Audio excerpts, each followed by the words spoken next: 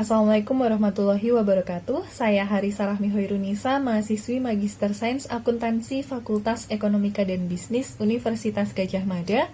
Pada video ini akan menyampaikan penelitian saya yang berjudul faktor-faktor yang mempengaruhi niat untuk menggunakan aplikasi teknologi tepat guna dalam pembelajaran akuntansi berbasis daring. Penelitian ini dilatar belakangi oleh adanya pandemi COVID-19 yang tentunya berdampak pada semua bidang tidak terkecuali bidang pendidikan. Ini disampaikan oleh Mailiza dan kawan-kawan pada 2020. Aktivitas pembelajaran tetap dilakukan meskipun melalui metode aktivitas dalam jaringan atau online. Crawford dan kawan-kawan pada 2020 berpendapat bahwa transformasi kegiatan pembelajaran mampu menciptakan beragam metode baru yang disesuaikan dengan keadaan dalam masa tersebut. Kemunculan berbagai metode pembelajaran yang dianggap baru dapat disebut sebagai bauran inovasi. Rogers pada 1995 dalam teorinya Innovation Diffusion Theory menjelaskan inovasi sebagai sebuah ide, praktik, gagasan, dan objek baru dari seorang individu yang digunakan untuk memecahkan masalah.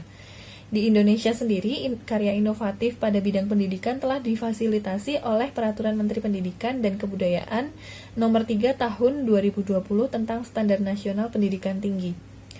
Selain itu, muncul juga gagasan Kampus Merdeka yang memberikan banyak ruang kepada sivitas akademika baik di tingkat sekolah maupun di tingkat perguruan tinggi untuk menciptakan sebuah inovasi. Pembelajaran akuntansi berbasis daring sendiri sebagai bentuk inovasi dikembangkan untuk menjembatani proses pembelajaran praktikum akuntansi ketika pandemi COVID-19 masih berlangsung. Inovasi yang dikembangkan dalam bentuk teknologi tepat guna disebut SIDEK Akuntamatika. Pada penelitian ini, lebih dititik beratkan pada perspektif penggunaan sistem yang diadaptasi terhadap niat untuk menggunakan aplikasi SIDEK Akuntamatika itu sendiri. Pemodelan teknologi Acceptance Model 3 yang dikembangkan oleh Venkatesh dan Bala pada 2008 berperan untuk menilai penerimaan teknologi berupa niat untuk menggunakan aplikasi SIDEK Akuntamatika. Selain itu, penelitian ini menawarkan juga sebuah sudut pandang baru dengan melihat aspek kompatibilitas sebagai bagian dari Innovation Diffusion Theory dari teknologi yang dikembangkan untuk menilai penerimaan teknologi berupa niat untuk menggunakan aplikasi tersebut. Selanjutnya, rumusan masalah. Perilaku inovatif menjadi salah satu penentu dari adopsi sebuah perkembangan baru, misalnya teknologi ini dikemukakan oleh Flynn dan Goldsmith pada 1993. SIDEK Akuntamatika sebagai sebuah bentuk inovasi baru dalam teknologi pendidikan ini juga perlu dilakukan evaluasi demi meningkatkan kesesuaian antara fitur yang ditawarkan dengan kebutuhan dari pengguna atau user. Evaluasi yang dilakukan tentunya didasarkan atas penerimaan dari penggunaannya, seperti disebutkan pada teori teknologi acceptance model yang dikemukakan oleh David, Bagossi, dan Warshaw pada 1989. Beberapa penelitian mengindikasikan juga bahwa konstruksi yang digunakan di TAM 3 pada dasarnya merupakan bagian dari karakteristik inovasi. Ini dikemukakan oleh Tung 2008 dan Somang pada 2018. Harapannya, jika kedua teori ini diintegrasikan, dapat memberikan model yang lebih kuat. Di sisi lain, ada hubungan yang saling melengkapi antara Innovation Diffusion Theory dengan model penerimaan dari teknologi Acceptance Model 3. Dalam model penelitian yang tersaji dalam gambar, dapat kita lihat bahwa terdapat 10 hipotesis yang terbangun dalam penelitian ini. Hipotesis pertama menyatakan bahwa image memiliki pengaruh positif terhadap perceived usefulness. Kemudian hipotesis kedua menyatakan bahwa result demonstrability memiliki pengaruh positif terhadap perceived usefulness juga. Lalu hipotesis 3 menyatakan bahwa perceived of external control memiliki pengaruh terhadap perceived ease of use.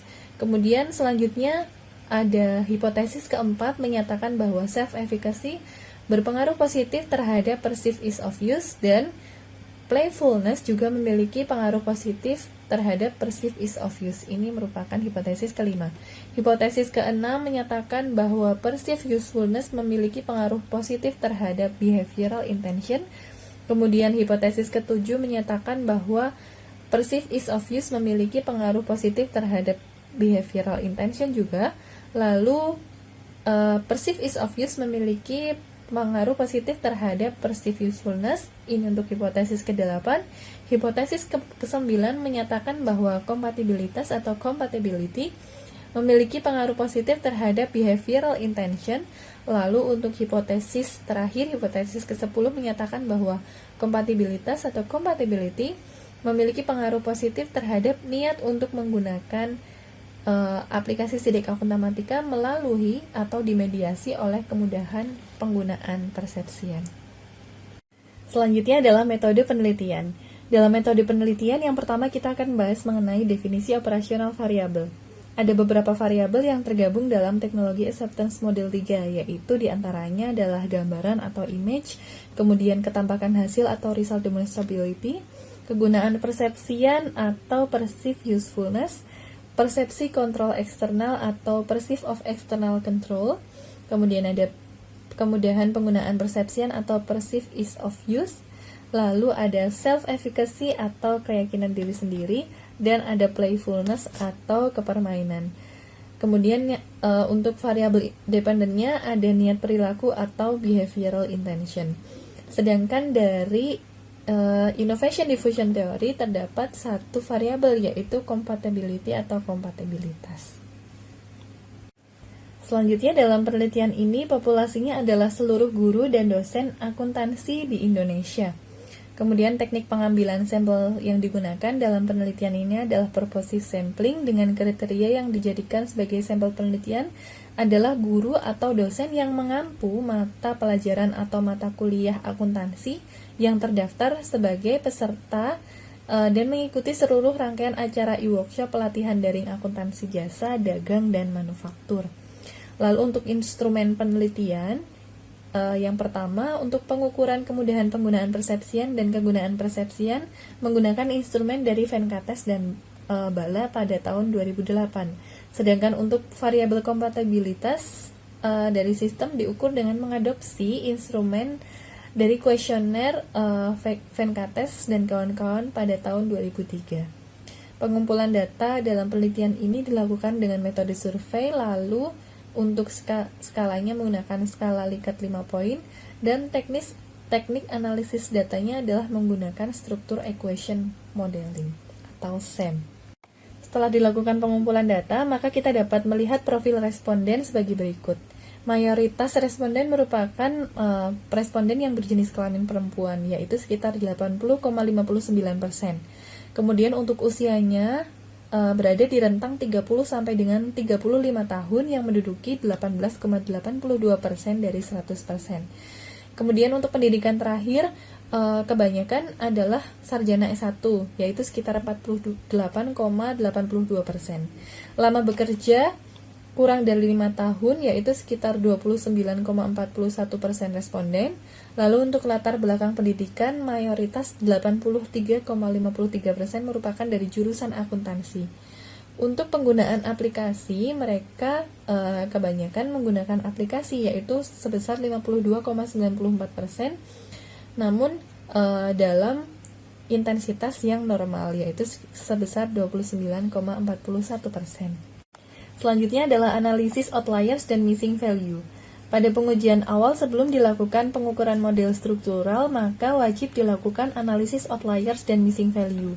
Untuk pengujian outliers dalam penelitian ini sudah dilakukan dan menghasilkan 20 responden yang rentang z-score-nya kurang dari minus 4 dan 4, lalu minus 3 dan 3.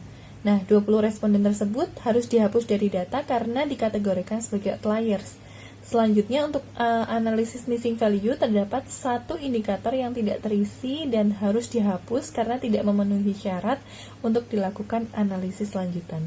Sehingga sampel yang dapat digunakan dari 171 sampel yang terkumpul maka dikurangi 21 sehingga yang dapat digunakan adalah 150 sampel. Analisis selanjutnya adalah analisis model pengukuran atau outer model. Outer model pertama yaitu analisis uji validitas konstruk atau validitas konvergen. Pada validitas konvergen ini faktor loadingnya harus lebih dari 0,7. Sedangkan untuk rentang 0,4 sampai dengan 0,7 ini masih bisa dipertahankan atau dipertimbangkan. Sedangkan untuk yang nilainya 0 0,4 di bawah 0,4 ini harus dihapus. Dalam penelitian ini terdapat 9 indikator yang dihapus dari keseluruhan indikator dikarenakan nilainya kurang dari 0,4. Kemudian kita dapat melihat nilai average variance extracted atau AVE di mana nilainya adalah harus lebih dari 0,5. Kemudian analisis outer model selanjutnya adalah analisis uji validitas konstruk, yaitu menggunakan validitas diskriminan.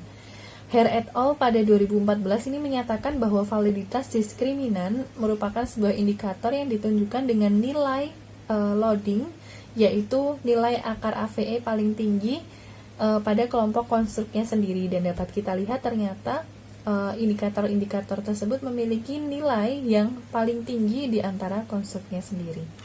Lalu masih lanjut di outer model selanjutnya adalah analisis uji reliabilitas.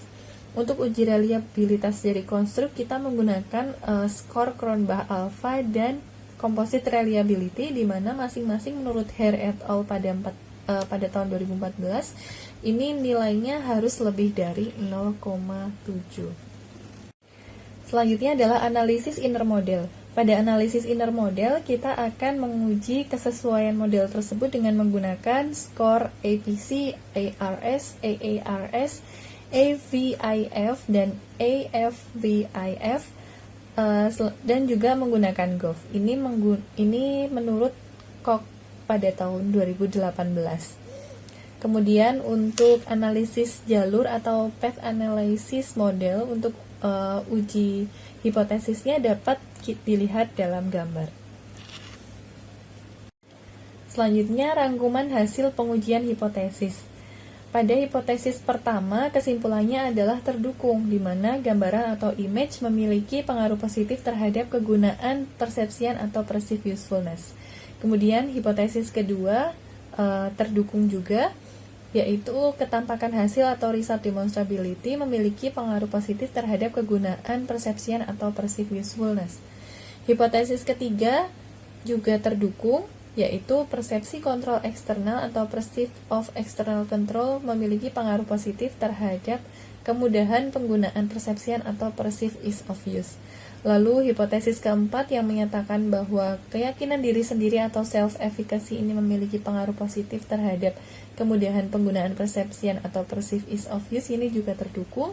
Lalu hipotesis kelima menyatakan bahwa kepermainan atau playfulness memiliki pengaruh positif terhadap kemudahan penggunaan persepsian atau perceived ease of use ini juga terdukung. Hipotesis keenam juga terdukung yang menyatakan bahwa kegunaan persepsian memiliki pengaruh positif terhadap niat atau behavioral intention menggunakan sidik akunta matika. Hipotesis ketujuh berkesimpulan terdukung yang menyatakan bahwa kemudahan penggunaan persepsian atau perceived ease of use ini memiliki pengaruh positif terhadap niat atau behavioral intention menggunakan sidik akunta matika. Hipotesis ke-8 yang menyatakan bahwa kemudahan penggunaan persepsian atau perceived ease of use memiliki pengaruh positif terhadap kegunaan persepsian atau perceived usefulness. Lalu hipotesis 9 tidak terdukung yang menyatakan bahwa kompatibilitas memiliki pengaruh positif terhadap niat atau behavioral intention menggunakan sidik akunta matika. Lalu yang terakhir adalah hipotesis ke-10. Ini berkesimpulan bahwa terdukung yang menyatakan bahwa kompatibilitas memiliki pengaruh positif terhadap niat atau behavioral intention untuk menggunakan sidik akunta matika dimediasi oleh kemudahan penggunaan persepsian atau perceived ease of use. Kesimpulan, tujuan dari penelitian ini adalah untuk menilai niat penggunaan sidik akunta matika yang merupakan bentuk inovasi teknologi tepat guna dari pembelajaran praktikum daring di masa COVID-19. Untuk variabel persepsi kontrol eksternal, kemudian keyakinan diri sendiri, serta kepermainan, ini telah terkonfirmasi dalam penelitian ini sebagai variabel antecedent atau variabel pembentuk dari kemudahan penggunaan persepsian atau perceived ease of use. Kemudian, variabel gambaran atau image dan ketampakan hasil atau result demonstrability telah terkonfirmasi juga dalam penelitian ini sebagai variabel antecedent atau pembentuk dari kemudahan penggunaan persepsian atau perceived usefulness. serta variabel kegunaan persepsian. Kemudahan penggunaan persepsian dari penelitian ini merupakan variabel yang berpengaruh langsung terhadap niat atau behavioral intention untuk menggunakan SIDEK Akuntamatika. Serta yang terakhir, kompatibilitas sistem ini tidak terbukti ketika dihubungkan langsung kepada niat untuk menggunakan SIDEK Akuntamatika. Namun, ketika tingkat kompatibilitas yang tinggi dan dimediasi oleh kemudahan penggunaan persepsian atau perceived ease of use, maka akan berpengaruh positif terhadap niat untuk menggunakan SIDEK Akuntamatika. Keterbatasan dalam penelitian ini yaitu yang pertama, penelitian ini hanya terbatas sampai dengan tahap yang ditandai oleh beberapa tahapan yang mengarah pada penggunaan aktual sistem. Salah satunya adalah tahap inisiasi. Ini dikemukakan oleh Venkates dan Bala pada 2008. Lalu keterbatasan selanjutnya, penelitian ini terbatas hanya sampai efektivitas pembelajaran daring saja, namun belum membandingkan efektivitas hasil dari penerapan pembelajaran daring dengan pembelajaran yang dilakukan secara tatap muka. Penelitian ini memiliki implikasi secara teoritis dan praktis. Secara teoritis, hasil dari penelitian mengkonfirmasi bahwa TAM 3 yang digunakan oleh Venkates dan Bala pada 2008 konsisten dan mampu menjelaskan untuk penggunaan SIDEK Akuntamatika atau penerimaan dari SIDEK Akuntamatika itu sendiri. Kemudian implikasi teoritis yang kedua, variabel kompatibilitas sebagai bagian dari innovation diffusion theory terbukti memperkuat model TAM 3 yang dimediasi oleh kemudahan penggunaan persepsian sehingga mendorong niat untuk menggunakan SIDEK Akuntamatika.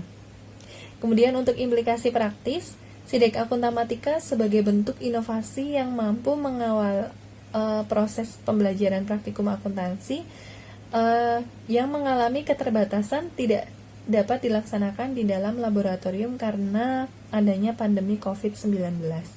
Lalu, untuk temuan dari penelitian ini dapat dijadikan sebagai acuan bagi pemerintah untuk memfasilitasi inovasi pembelajaran, terutama untuk memecahkan masalah aktivitas pembelajaran yang terjadi akibat adanya pandemi COVID. Demikian hasil presentasi penelitian saya. Atas perhatian yang telah diberikan, saya ucapkan terima kasih. Wassalamualaikum warahmatullahi wabarakatuh.